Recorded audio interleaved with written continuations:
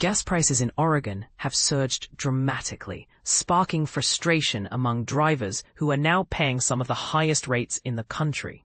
But here's where it gets controversial. Why exactly is this happening now? And could it have been prevented? Let's dive into the multiple factors that have combined to send prices soaring by 15 cents just in the last week alone, pushing Oregon's average to $4.28 per gallon. This steep rise marks the second largest weekly increase nationwide, according to data from AAA.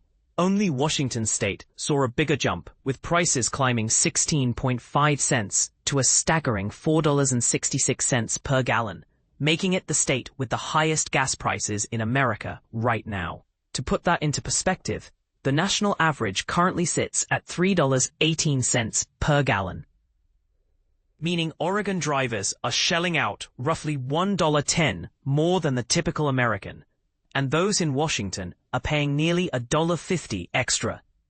Marie Dodds, the spokesperson for AAA Oregon, Idaho, describes the situation as a triple whammy for drivers in this region.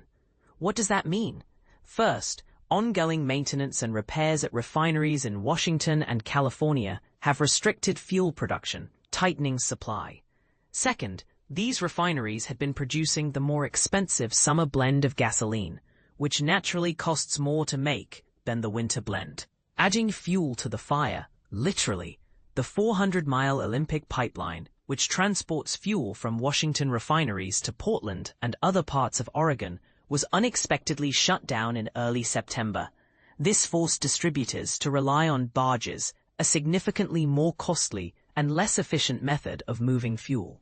The extra transportation expenses inevitably translated into higher pump prices for consumers. But here's the good news. The Olympic pipeline has reportedly resumed operations, and refineries have begun switching over to the winter blend of gasoline, which can be 10 to 30 cents cheaper per gallon. While Marie Dodds cautions that it's still too soon to say exactly when prices will drop, early signs show a slight downward tick in Oregon's average costs over the past 2 days. Yet, despite this potential relief, Oregon continues to rank among the states with the priciest fuel, consistently landing in the top 5 nationwide. Washington now holds the unfortunate title of having the most expensive gas, followed by California and Hawaii, 2 states typically associated with high fuel costs. Now, here's the part most people miss. Could policy decisions, regional infrastructure vulnerabilities, or environmental regulations also play a role in these high prices? Might some argue that reliance on a single pipeline for fuel distribution is risky, and that investing in alternative transportation methods or refinery upgrades could mitigate future price shocks? Or conversely, should communities prioritize environmental concerns over cheaper fuel, accepting higher costs as a trade-off? What do you think? Are high gas prices simply an unavoidable consequence of supply and demand, or is there more to the story? Share your thoughts and join the conversation below.